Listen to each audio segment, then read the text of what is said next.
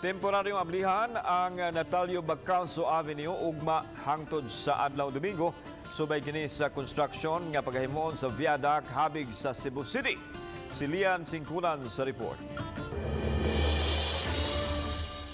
Sa pagpaubos sa dakbayan sa Talisay sa GCQ, padayong ipatuman ang one entrance ug exit policy sa may Cebu South Coastal Road. Apan sugod ugmang adlaw hangtod sa adlang Domingo, temporaryo unang ablihan ang border sa may Bulacau area. Matud sa Pangusa City Toda, Jonathan Tumulak, kini tungod sa construction sa viaduct habig sa dakbayan sa Sugbo, nunot sa gitukod nga ikatulong taytayan. Aron kalikayan ang huot nga dagan sa trapiko sa may SRP, mi konsulta ang mayor sa dakbayan sa Talisay sa PNP, IATF, lakip na kang Gobernador Gwen Garcia aron temporaryong ablihan ang border sa may Bacalso Avenue. Doon na sila paghimuon diya sa may viaduct.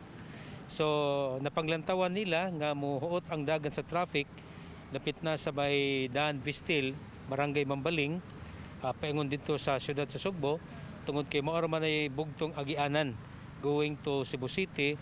Apan ang pag-abli sa utlanan, karong weekend lang alang sa mga essential workers ug pagka-Lunes ibalik dayon ang one entrance ug exit policy.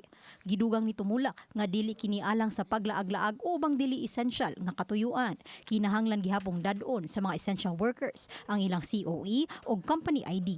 Ang pwede rang makaagi kini nga mga essential workers katong mga tindahan nga gitugutan nga makaabli ang ilang mga trabahante pwedeng makasud. Unya katong uban pang mga emergency. Uban ni Renate Quiñones, Lian Singkulan, Balitang Bista.